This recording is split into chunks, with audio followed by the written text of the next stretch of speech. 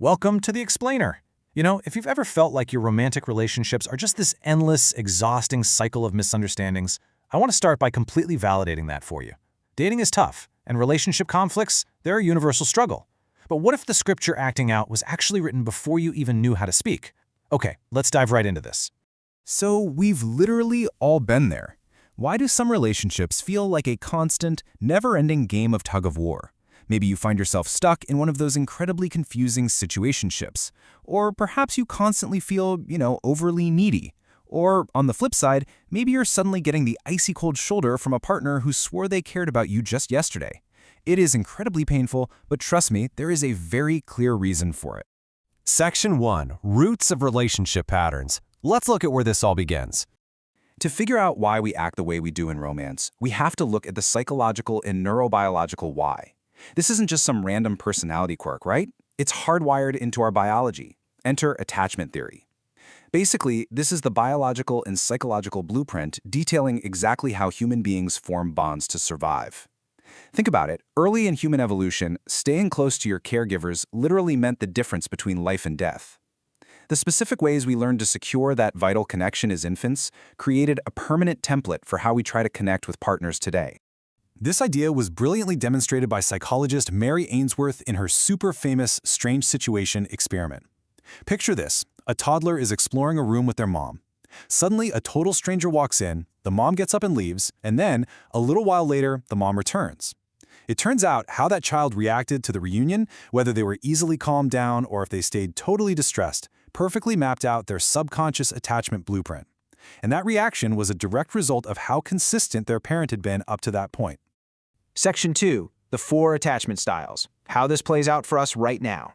Those childhood survival instincts? Yeah, they don't just disappear when we grow up. They manifest directly into 4 distinct adult attachment styles that totally run the show in our romantic lives. We've got secure, anxious preoccupied, dismissive avoidant, and fearful avoidant. And when you compare them side by side, it is wild how fundamentally different their views on intimacy and their gut reactions to conflict truly are. As we go through these, you might definitely start spotting your own traits, or, let's be real, exactly why your ex behaved the way they did. Okay, let's start with the dismissive avoidance style.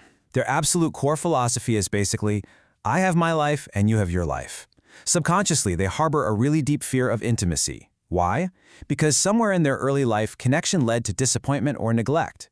So to protect themselves, they tend to treat love as a playful, uncommitted game. They will fiercely guard their independence and literally push partners away the second things start feeling a bit too close for comfort. Now, on the complete opposite end of the spectrum, we find the anxious, preoccupied style. Their fundamental belief is we absolutely must blend our lives entirely so you won't leave. Driven by this deep, terrifying fear of abandonment, they have an intense, almost overwhelming need for closeness. This can honestly result in a manic or obsessive approach to love where they are just constantly scanning the relationship for tiny, microscopic signs of rejection.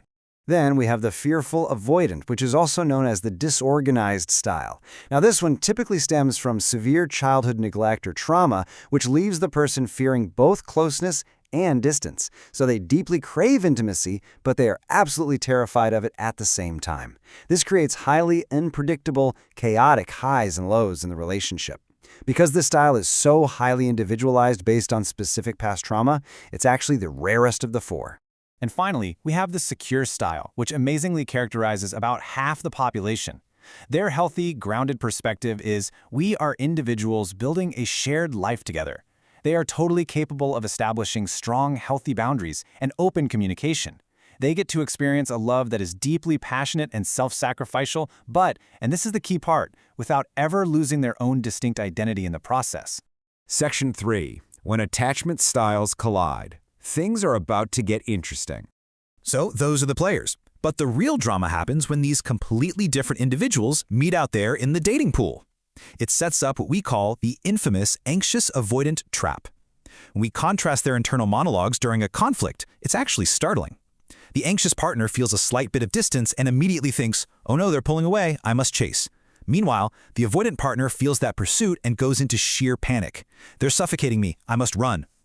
The anxious person's desperate need for closeness literally acts as the exact trigger for the avoidant person's core fear of intimacy. It's a perfect storm. Section 4. Everyday relationship scenarios. Let's see what this looks like in the real world. It's one thing to talk about abstract psychological blueprints, right? It's entirely another to see how they totally ruin a regular Tuesday night. Take the massive milestone of moving in together.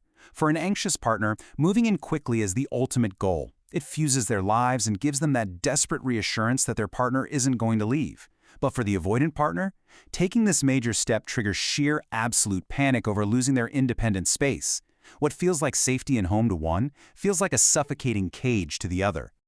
And it doesn't stop at big milestones. This brilliantly illustrates how deep these subconscious patterns go. Just handling the laundry. Seriously, a secure couple might wash their towels together but keep personal items separate. Totally normal, right? Well, an anxious partner often wants to wash absolutely all the laundry together to feel maximum bonding and merging. In an avoidant partner, they want completely separate laundry baskets, maintaining their strict independence right down to the fabric softener. Or consider how we handle texting in conflict. When an anxious person feels a disconnect, they might start spamming texts, throwing temper tantrums, or using guilt trips to forcefully pull their partner back in. They just need a response. The avoidant partner's reaction? They completely withdraw. They give the cold shoulder, ignore the phone, or literally walk out the front door to create physical space. It's just a complete, total communication breakdown. Section 5. Rewiring for secure attachment. Here is the good news. If you are recognizing yourself or your partner right now, just take a deep breath. You aren't crazy, and your relationship isn't necessarily doomed. You can actually evolve your style. We call the first trick Step 0. Try dating a securely attached person. The psychological data heavily suggests that dating someone who is secure, someone who's just naturally consistent, reliable, and communicative, actually helps heal and soothe insecure attachment over time. They simply don't play the subconscious games that trigger your deep-seated fears. But you also have to do the internal work when conflicts inevitably arise. So here is your practical everyday process. Step 1, identify your emotional triggers. You have to know what specifically sends you into a panic. Step 2, practice mentalization. And Step 3, seek intersubjectivity. Okay, those last two sound a bit academic, so let's break them down clearly. Mentalization is the conscious understanding that your partner has a subjective mind and unique reasons for their actions that have absolutely nothing to do with you. For example, if they're quiet after work, an anxious mind immediately assumes, oh my gosh, they don't love me anymore. Mentalization is the pause where you remind yourself, actually, they just had a brutal day at the office. It literally stops us from projecting our own worst fears onto their totally innocent actions. Next up is intersubjectivity. This right here is the ultimate goal for healthy conflict resolution. It involves blending two subjective perspectives to find a workable middle ground, rather than stubbornly fighting over an objective right and wrong. It means actively moving away from the avoidant partner's rigid, independent thinking and stepping away from the anxious person's tendency to just people please and then quietly resent it later.